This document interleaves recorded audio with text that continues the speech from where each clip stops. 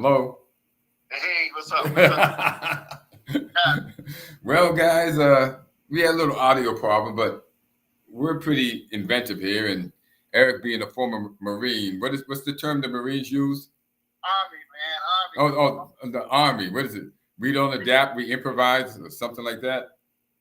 Adapt, adjust. You got me all messed up. I'm just trying to work this thing in here. They were using the phone in order to hear the audio from you. Adjust, adapt, and improvise. There we go. Adjust, adapt, and improvise. Oh, make it happen. We're going to make it happen. And here we go. Hey there, hi there, ho there.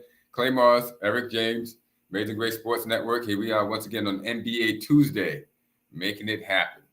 And it's a shame that we're not talking about football. I'm going to have to cut something later on about football, about that game that happened last night, because it's hard to win a game with just 4 seconds. How about you won the game and then they took it back and you had to run another 2 plays in order to score another touchdown? Well, that's what we're doing. They don't make players like that. They don't make players like that anymore. And there we go. So we're going to keep this right here. So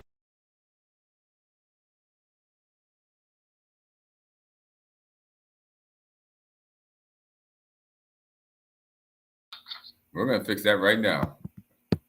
All right. So what do we got? NBA Tuesday, where we cover the Eastern Conference, of course, the games from the night before. What do we got here? Started the star game, Clippers and Hornets. Clippers and the Hornets. Well, this game was on ESPN as far as how games end and, you know, how they can end. And, of course, the Hornets lost. That's a given, right? I mean, let's see. They're 7-17, so they should lose. I mean, but they lost at home, which is pretty bad. But anyway, what happened in this game? How did the vaunted Hornets, you know, those hungry Hornets, how did they lose? Well, let's see. Jalen McDaniels hit 9 points. P.J. Washington hit 26 points. Mason Plumlee, 8 points. Terry Rozier, 22 points. Kelly Oubre did 28 points. The bench did nothing. Well, the bench gave him a little something. They gave him 24 points. Okay, a little something. A little something. And they lost anyway, so. They broke 100, so that's good. They did. They broke 100. But they were outscored 35-27 in the fourth quarter. Well, that kind of crap will make you lose. That might make you lose. Yeah, that might make you lose. You're outscored by 8 points in the fourth. They outscored the Clippers by 15 in the third, but in the fourth, when it counted, they came up short. And that's been the story of the Charlotte Hornets for the last 15 years. And they're making a comeback. Okay, yeah. Next year. We do have to say that Kawhi Leonard had 16. Nobody on the Clippers really did much, but as I'm looking at it right now, it looks like the bench contributed pretty much, 25, 33. Oh, they put about 40 points up on it. The bench put up about 40 points, and they needed every bit of it because they only got 19 from Paul George and 16 from Kawhi Leonard. And that's pretty bad when those are your 2 top stars. And the best you can get is 19 and 16 out of those guys. Well, they had an off night. Yeah, at least they won. At least they won. So the Clippers, 14-11, and we don't do the Western Conference standings on Tuesdays. You have to come back on Thursday, another, day, 2 days from now. We'll talk about the Western Conference standings. But the Hornets lost again. I think that's the storyline here. And what do we got after this? We got the Bucks and Magic.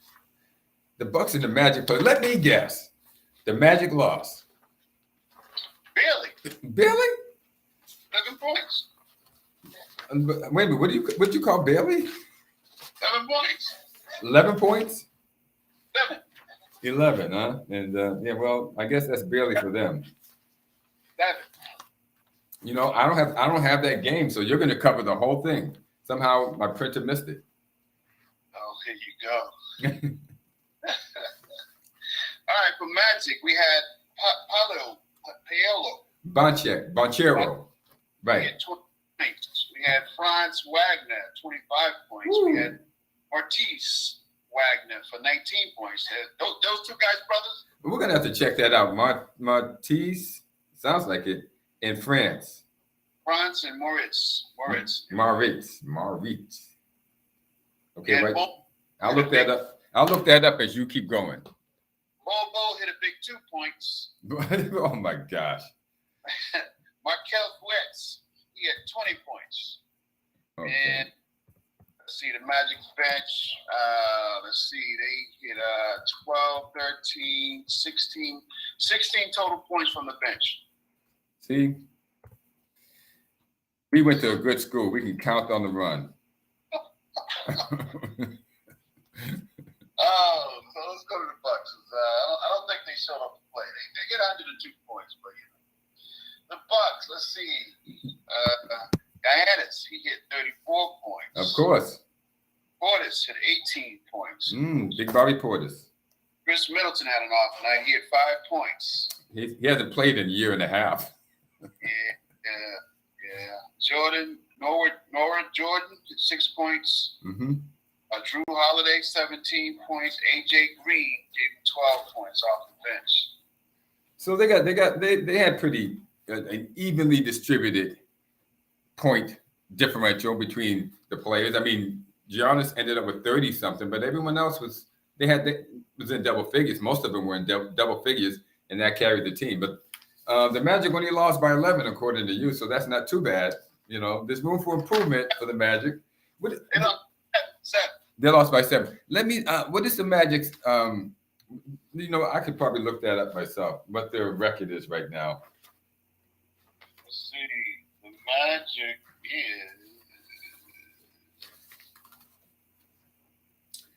is. They're way down there. They're off my sheet. They're 15. My sheet only went to freaking 14. So they're worse than 6 and 19, which the Detroit Pistons are. So the Magic, there's room for improvement. And since you took care of all that by yourself, I am going to take the next one, which is going to be Philadelphia 76ers against the Houston Rockets. And the 76ers went to Houston, and Houston has only won 7 games. They're at the bottom of the Western Conference. Just check that out. Yeah, they are.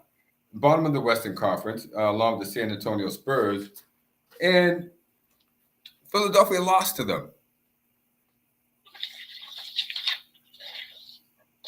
Yeah, they did. 132 to 123. Get this. Philadelphia only scored 13 points in the fourth quarter. I didn't know the Rockets were noted for a suffocating defense.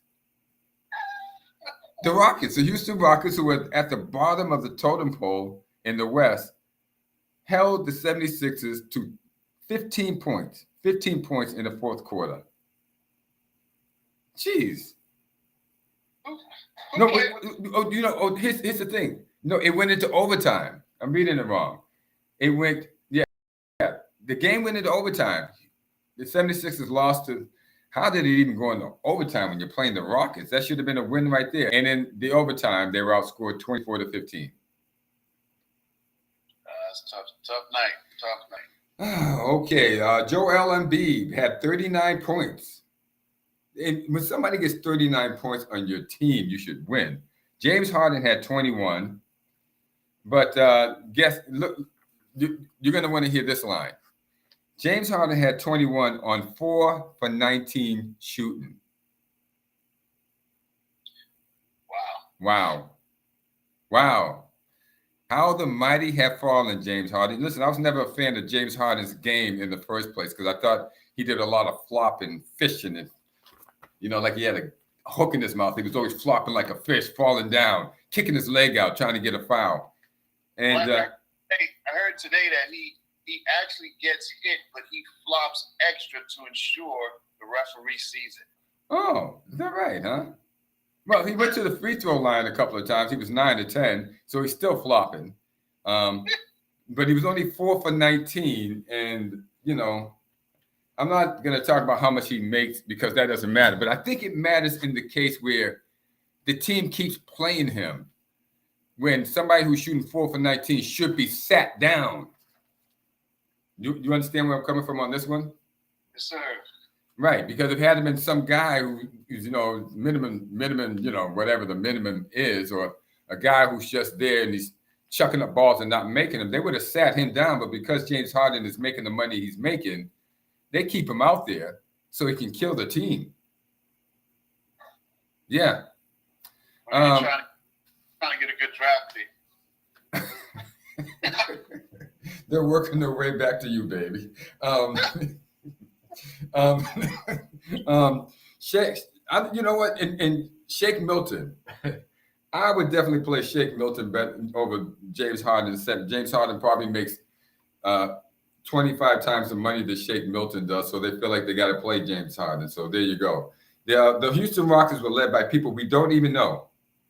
Okay, there's only one person I think I know. That's Kevin Porter Jr. who had 24, and there's a guy with Green who had 16, and then there's a guy who came off the bench by the name of Kevin. Listen, I don't even know how to explain it, but I'm sure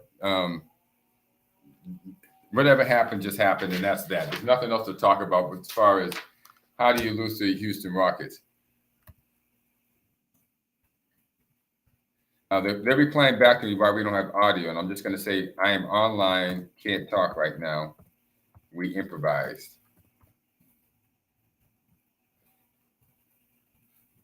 Because in Dorchester, Boston, that's what we do. We have to improvise quick in that life. Because you never know what's hanging around the corner for you. Usually somebody from the projects. Hey, you don't always got to be the project. I'm just, always somebody. Well, the toughest kids come from the projects because they fight every day. I'm just saying. Hey, some have started there. They move on. Oh, I'm not. Well, yeah. If they ever get out, you got to get out first. I'm just calling it the way it is. Listen, Next game. Next game. All I'm saying is for those of us who didn't live in the projects, it was a tough life. You guys in the projects made it rough. All right? Just saying. All right? I ain't pulling no punches. I'm bigger than you now. Yeah. All right. Okay. Next game. The Heat and the Grizzlies. Let's see what we got with that one. The Grizzlies won 108-90. Guess we softened the Heat up really nicely so they can get knocked out now. I want to know something. Do the Heat only play us tough? Because I'm going to tell you that whenever the Heat play the Celtics, it's a dogfight. And then the Heat go play other teams, and the team is just smacking them around, or they just lose. It's not even it's kind of. I don't see the same grit in the Heat when they play other teams. Not at all. They kept coming back the whole time we played. They're 11-13 in the standings. Yeah, they're terrible. They get to the Celtics and it's like life and death. I just don't. I'll play anybody, but I just don't like the Celtics. Yeah, they're just. Wait a minute, is that a project thing? Now, I'm just asking a question. I play some good marbles in the project. I'm just asking a question here. I'll play anybody else, but I ain't gonna lose to that person. I'm gonna give it to him. This guy, he gonna take this. He might get a win, but he gonna take this. Let's hear it. All right, you're gonna cover that one because for some reason I don't have that. It's another thing. Butler 15 points. Khalid Martin hit 16 points. Bam at Bio hit 15 points. Oh. Kyle Lowry 10 points, and Terry Hero hit 23 points. That was pretty good. Let's see. On the Grizzlies side, we had Santi Aldama, he hit 18 points. Dylan Brooks, 17. Steve Adams, 8 points. Tyus Jones, 8 points. David Roddy, 6. Coming off the bench, they had Brandon Clark for 11 points. Now, they were playing the Timberwolves, right? Grizzlies. The Grizzlies? Yeah. Now, John Morant didn't play, and the Grizzlies still where would the Heat playing, at home or away? Away. Yeah, but John Morant wasn't playing. They definitely had a chance to win. I don't know what to think about them. They had Butler and Adebayo both on the court too, huh? They don't even have Morant listed here, so I don't know. Yeah, they have. So, they only play the Celtic stuff. Jerk offs. Come on, man. Butler hit 6 for 11. That's not too bad. Martin hit 6 for 10. I like him. Adebayo hit 5 for 13. Laurie hit 3 for 8, and Hero hit 8 for 20. So they was trying to do their thing. What happened to our guy who was, the other guy who likes to flop a lot? He came out of Toronto. Good player, but flops. I don't know. Little pesky guy. Always in there. Always got his nose right in the mix. And if you have him on your team, you love him. If you don't have him, you can't stand him. I can't think of his name off the whip either. So, but their bench only gave him 11 points, so it's probably wrong. Well, it's because where was Matt Strus? The guy was killing us. Strus hit. Let's see. He hit 5 points. Yeah, he only plays good against his former team, the Celtics. Oh, 3 minutes. So 1 of 5. I don't know. I understand, but yeah, well, we've seen guys like that. You remember James Toney from Philadelphia? Yeah. Oh my gosh, James Toney would kill the Celtics, kill him. Every time he saw the Celtics, man, he went crazy. I don't know what it was. Yeah, he was okay against most teams, but the Celtics, he was a 30-point scorer, couldn't be stopped. Especially with his 3-pointers, Lord have mercy. So we've seen this before. It's been known to happen when people play the Celtics, because you are playing 17-time world champion Boston Celtics, who did win 8 championships in a row. And have had since the beginning of time, star players, Great teams with great teamwork.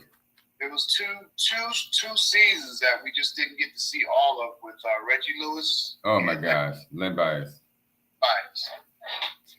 Totally unfortunate. The basketball world and most of the basketball world really don't know how good Reggie Lewis was, because you only saw him a couple of times. But it's one of those things that you're watching somebody practically every night, or most of the times when they play, you actually see this guy play. You guys really, we miss him a lot since he passed away. But he was truly a treasure to watch. But we're not talking about them yet. Let's move on. I think we have the Suns and the Mavericks. The Suns and the Mavericks, yes, sir. Yeah, and if you took the Suns at 18 points, you lost. This is why you should not bet, everybody. But anyway, the Mavericks were playing at home, but they have really stunk up the joint so far. They're only 12-11. The score was 130-111. 130-111. And it was pretty even score in the fourth quarter. Actually, Phoenix scored more. They scored 36, and Dallas scored 34. So it was even more than that at the start of the third quarter. We'll just leave it at that. The Mavericks have been terrible because Luka Doncic pounds the ball. And then we have the Suns, and they've been pretty good. He says, so what do we have here? Phoenix Suns had DeAndre Ayton with 20, and Devin Booker only had 11, 4 for 13. He really didn't shoot that much. So they just didn't have it last night, it looks like. Wainwright had 6. Bridges had 13. They didn't get that much. Actually, they got Lemuel Shamet had 13. Lee had 13. And Okujic had 12. So they got 30 to 40 points off the bench. they just couldn't close the door on the Mavericks. Luka Doncic had 33 as usual, 12 for 20, which is not bad. Probably held the ball half the game for that 12 for 20. He actually passed the ball to Spencer Dinwiddie for once. And Spencer had 21, 5 for 15 shooting, but at least he started shooting the ball. He was able to shoot it 15 times and find his rhythm. Dwight Powell, who never shoots the ball, had 17. He was 5 for 9. So he was driving to the hoop. And no, actually, he was only 2 points. It was Tim Hardaway Jr. at 17. It's about time he let go and got some things done, too. So if they distribute the ball, the Mavericks are a formidable opponent and will make trouble for anybody over in the West. And when Luka holds on to that ball, they are dead in the water. So the Mavericks improved to 12 and 11. The Suns dropped to 16 and 18. And that's the name of that game. I think we got the Thunder and the Hawks, don't we? What do you have? We got the Warriors and we got the Thunder and the Hawks. Yes, sir. All right. And then we got the Warriors and the Pacers. Of course, we always wrap it up with the best game of the night. Okay, so what do we got there? Here we go. The Thunder, the OKC Thunder.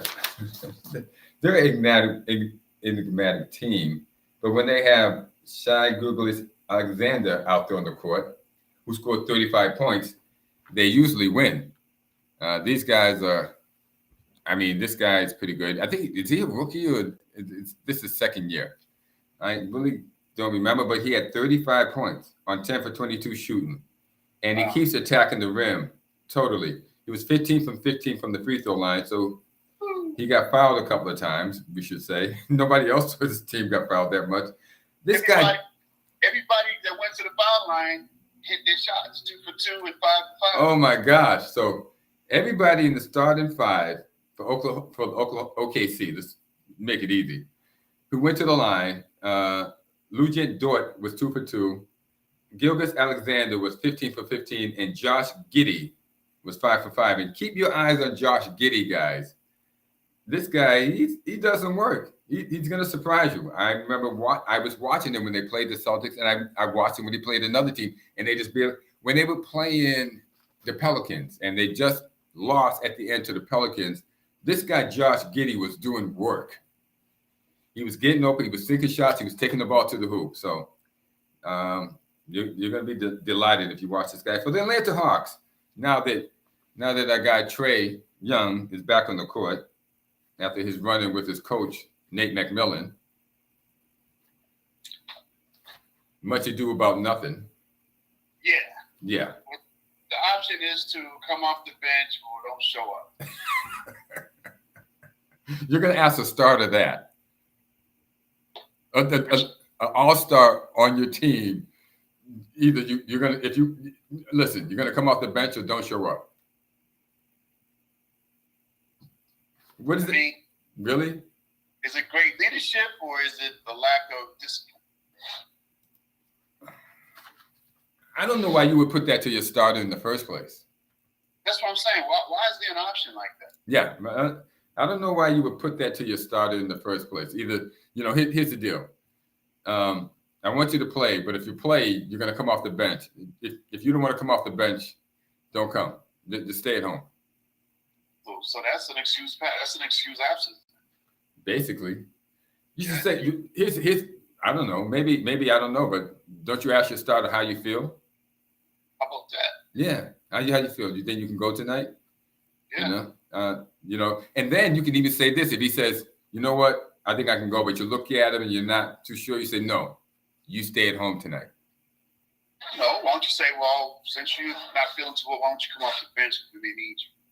You know what I'm saying? I wouldn't even put it to him like that. He's too good for that. I mean, he's too good. He's too good for that. What you do is you say, listen, he's going to say, I think I can go, coach. I think, I can do this. No. You stay home tonight because you're going to curry his favor. You're also going to push him a little bit. Say, no. I want you, when you're ready to play. Stay at home tonight. Rest up, kid. Rest up. You're our player. You're our horse. I'm not going to take you off the darn bench. If you're good enough to play, you're good enough to play. Otherwise, I'm not taking you off the bench. If you're not good enough to start, I'm not going to put you out there, buddy.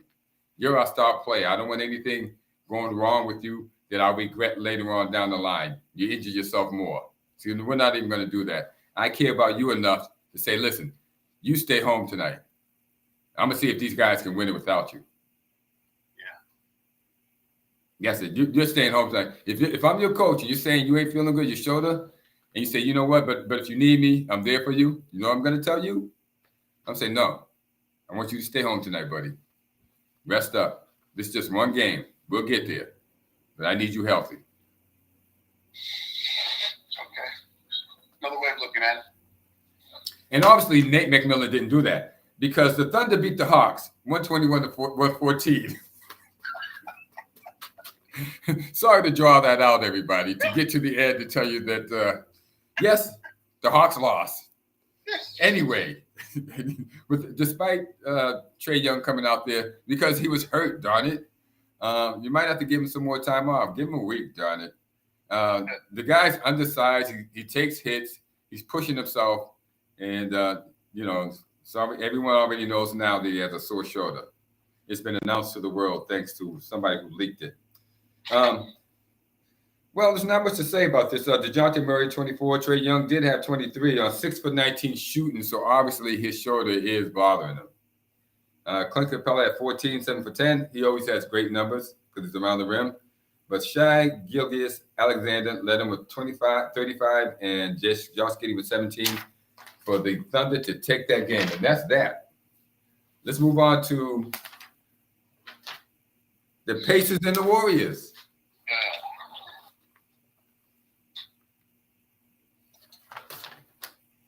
Well, I did the last one. You can have this one.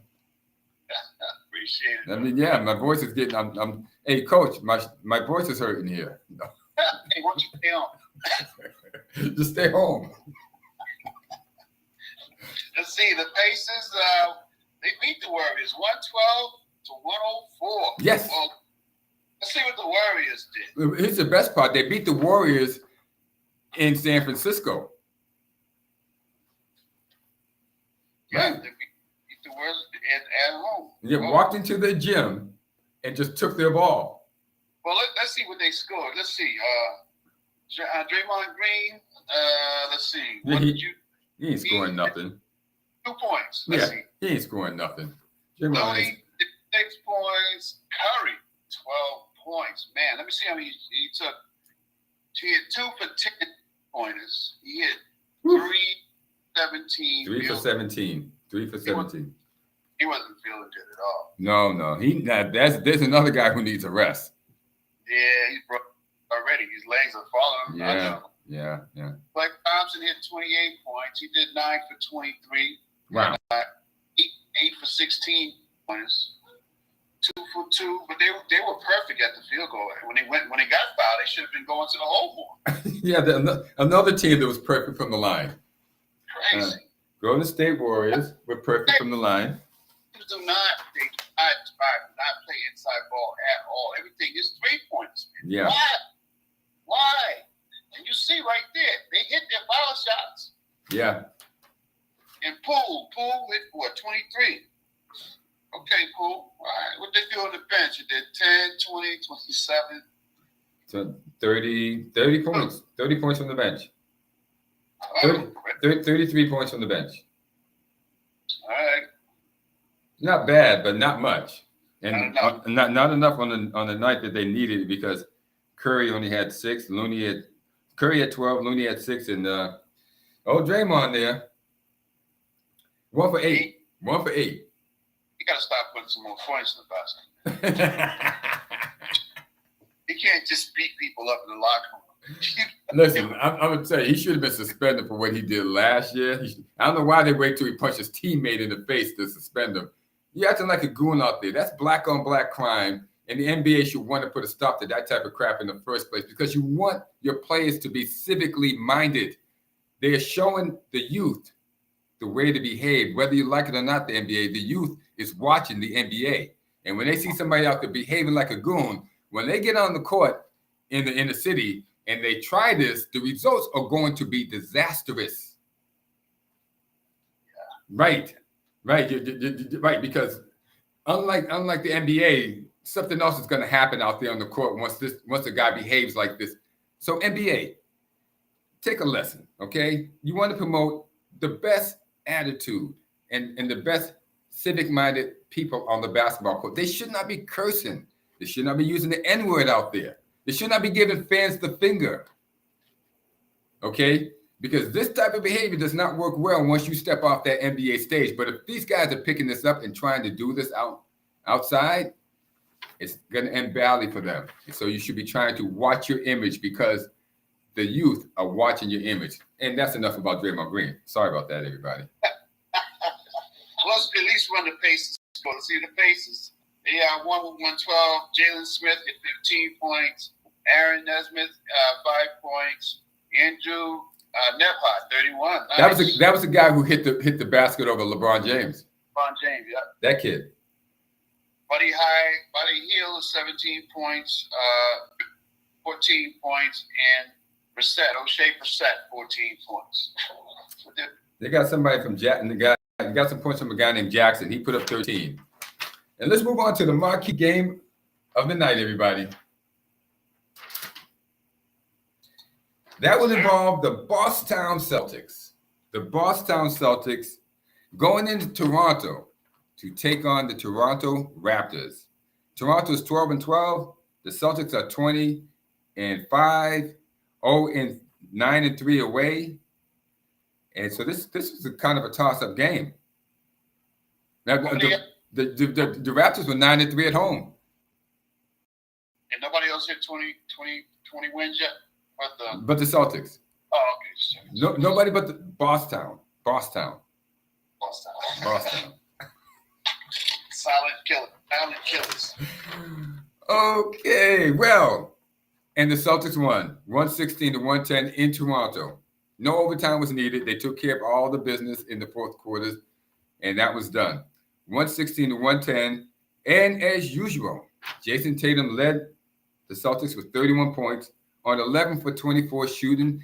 And Jason, as my co-host Erick James also pointed out, you might want to take that ball to the hoop a little bit more. You're a big guy, and go ahead and get fouled. Bulk up a little bit. I know it's going to be hard during the season, but bulk up a little bit. Get fouled because they're going to foul you. All your little dipsy-doos and underneath and all the rest of that stuff, yeah, you're getting points. But you could be getting fouls too and putting the team in trouble. But other than, listen, you're an all-star. You already know you're an all-star. There's nothing we're saying that's taken away from that. Listen, you're one of the top players in the league. As a matter of fact, you've been one of the top players in the league for the last 3 years. Yeah. The NBA world has been sleeping on you. You are that good. You are really that good, Jason. You're fantastic. But it wouldn't hurt to get fouled a little bit, baby. So I know but just throwing that out there. What else we got? Got the Raptors. Yeah, wait. We got Blake Griffin. Blake Griffin was 5 for 6 for 13 points. Oh, we finished the Celtics yet, okay. He dunked over somebody like he was 24 again. I told you better walk Griffin. If you don't have to play every night, he's gonna be nice. He went off with somebody and got fouled. He's feeling himself. Yeah, you're right. Don't play him too often. You might want to bottle that up a little bit. But Al Horford was out, so I think Luke Cornett was out there, and he had 11 points. So Luke is showing out. Luke, listen, you're doing really, really good. You're fun to watch. They throw you alley-oops and you flush them. You play good defense. You're always there. You're giving 110%. Luke Cornett, he should get Player of the Week as far as I'm concerned. He's had a couple of good weeks where he's really been out there giving, 100%. Yeah. You got Derek White, 9 points. Oh, yeah, but there we go. Jaylen Brown hit 22 points. Everybody's shipping it. It's all right. Jalen is the tough guy to stop. He's really coming into his own this year. People think he was good last year. I think he's better this year. Oh, yeah, a whole lot better. A whole lot better. You're not going in the hole all week like he used to do, like he's playing all weekend. Yeah, he ain't doing that anymore. Now he needs to go to and get fouled also. He needs to go there and start collecting some free throws. All this dipsy-do underneath and everything. It looks good when it goes in, buddy, but sometimes just go let him hack you so you can go to the free throw line, and take a break. Yeah, take a break, get a foul line. That way you're not hitting the ground so much because you do a lot of your acrobatic moves, and because you're avoiding contact, you're going to the ground after you lay the ball up because you're off balance. I don't want to see that no more. I want you to go ahead and take that hit so that you're not hitting the ground. Go ahead and get that foul. Go to the free throw line and sink those free throws. You're athletic enough. Listen, as Jason Tatum alerted us to, you are so athletic that it boggles the mind. What do we got for Toronto? We have Pascal Siakam. He's back. He's back, 29 points. 9 for 20. He wasn't that good. 9 for 13 in free throws. So he went to the foul line more than the rest of the more than the whole total team. And they were calling fouls for Pascal. I mean, if they're going to call fouls for Pascal, you should be able to call some darn fouls for Tatum and Brown. I know these guys are superstars and people are hitting them. They're not letting guys like Tatum and Brown go to the hoop. These guys are getting hit every time they put the ball on the ground. Period. They ain't calling them. Yeah, because it's just going to happen. When they know that you're a 25 to 30 point scorer, as soon as you put that ball down to the ground, that stiff arm comes out. And as soon as you pass by other people, they're whacking at you. But anyway, maybe they have to go to James Harden's School of Selling. Let's keep it legit. Yeah, you're right. You slow the game down like that. Yes, it would be terrible to watch. Listen, we're coming up on 40 minutes, so let's get to the NBA standings. We're at 36 minutes here, and people have things to do in life other than to listen to us and laugh and have a good time. I can't think of anything that would be more pleasurable than that, but just in case you guys do have something more pleasurable than that, let's get to the standings. As we alerted you that Boston Celtics are leading everybody in the East by 3 games. Well, actually 2 games. They're 20 wins, 5 losses, and the Milwaukee Bucks are 17 and 6 losses. And not too far behind is the Cleveland Cavaliers.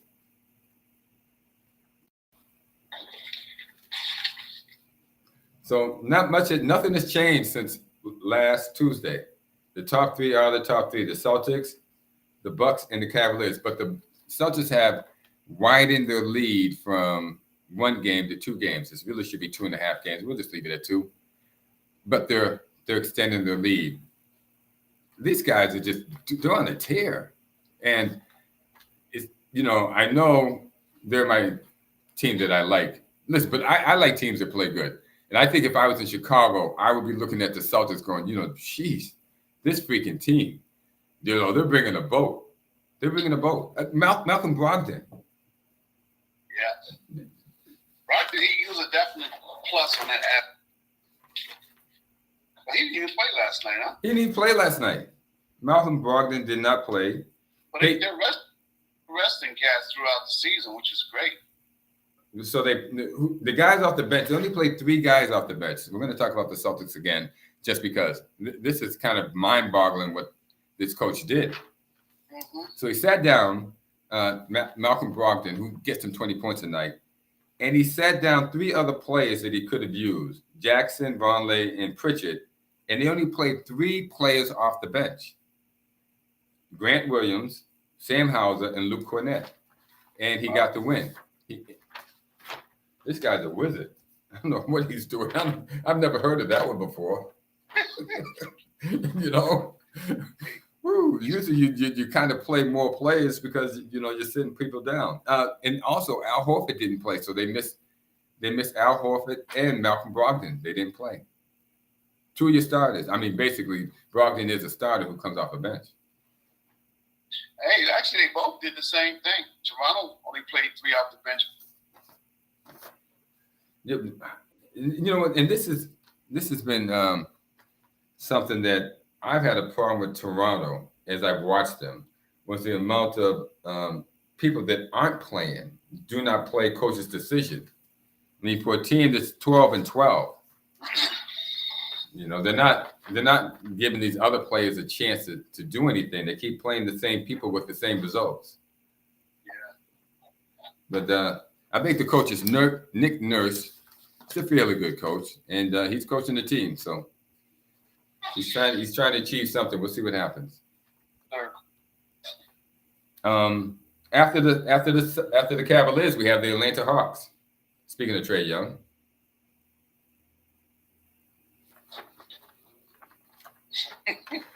Yeah, 13-11. Indiana Pacers 13-11. And we forgot to mention the Brooklyn Nets. The Brooklyn Nets have moved up from number 10 to number 6. And now, but I don't know, maybe the Nets haven't really moved that much because they're only 13-12. Maybe the rest of the East is just flopping back down like the Knicks have and the Wizards have and the Heat have. Well, the Nets have won. They won their last games they won? Yeah, they won until the Celtics beat them the night before. So Celtics beat them on Sunday night. And then flew out, did a double, did a back-to-back, flew out to Toronto and beat Toronto. Hello, NBA matchmakers.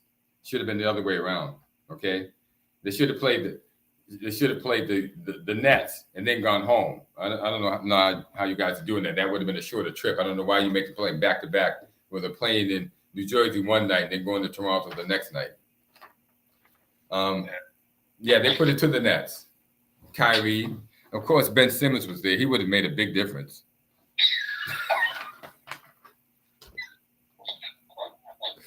Ben Simmons is hurt again, right? Yeah, thank you, You know, Ben, you're lucky I'm in my 60s. They could use a spot there in the Nets, and you know what? I'm feeling pretty good. I might have to ask those guys if they want somebody who might want to play a couple of games. I volunteer. Yeah, so the Brooklyn Nets are number 6 at 13-12. Philadelphia, number 7 at 12-12. Now, what do we see? What do you see happening in the East? So, I mean, going forward, let's just take the top 4 teams: the Celtics, the Bucks, the Cavaliers, and the Hawks. Well, I don't think the Hawks are doing enough to get much better in the standings. They're going to actually start falling in time because I think so too. It's going to be questionable with Indiana and with the Nets. If the Nets continue to win, they may get into the top 4. I think they'll be there. And Indiana, man, I don't think they're going to sustain. I don't see Indiana sustaining either. I have a problem when I look at now some of the output of the players that they banked on. Let me get a couple of things here.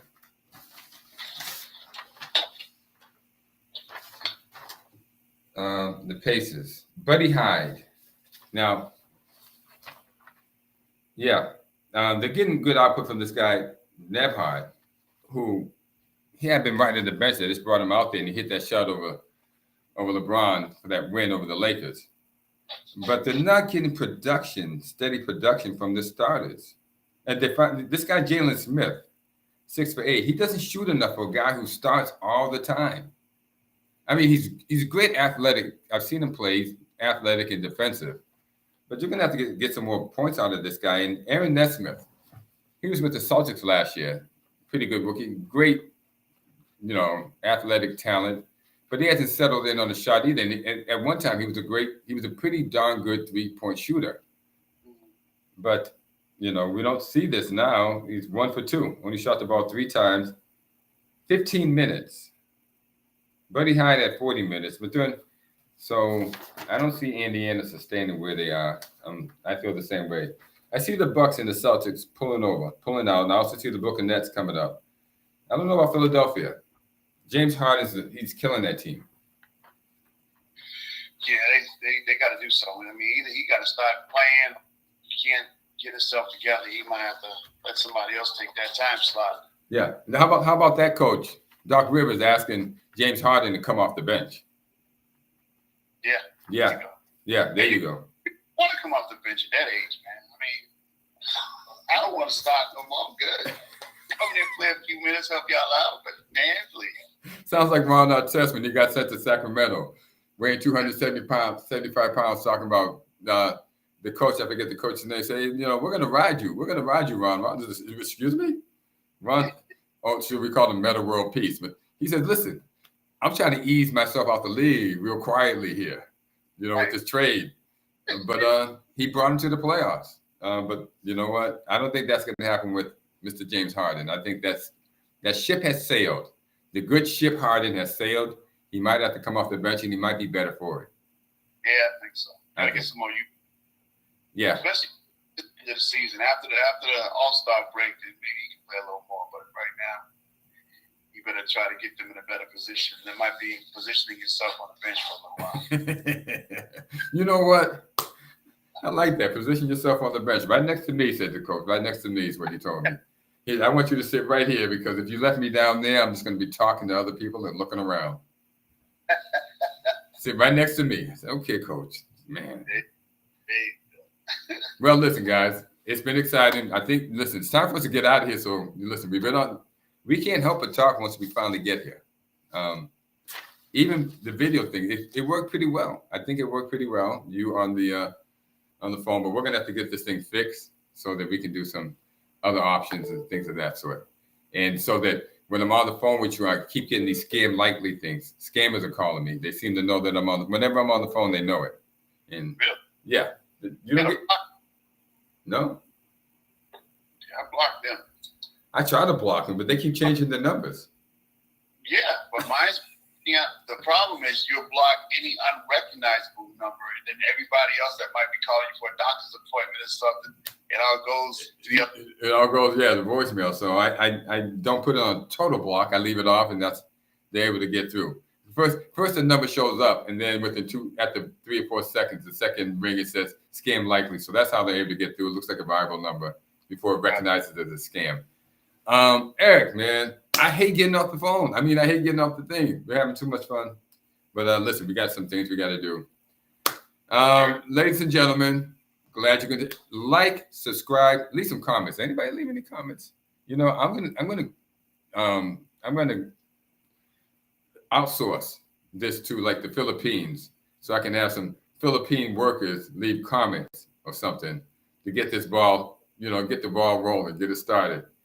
Because people, they like to follow instead of lead. Stop being a follower. Lead. Leave some comments. Comment. You know that you want to say something, say it. Say something, and we will bring you on. All right. Anybody you want to say bye to? Yeah. NBA, got the Lakers and Cavs tonight, Pistons and the Heat tonight, Mavericks and Nuggets tonight. So enjoy it. Wow. Wait a minute. So the Lakers are going to Cleveland? Yep. Well, that's going to be a good one. All right, NBA Real. We'll sign off. Amazing Grace Sports Network. Thanks for being here. Have a good day. See you on Thursday. Ciao.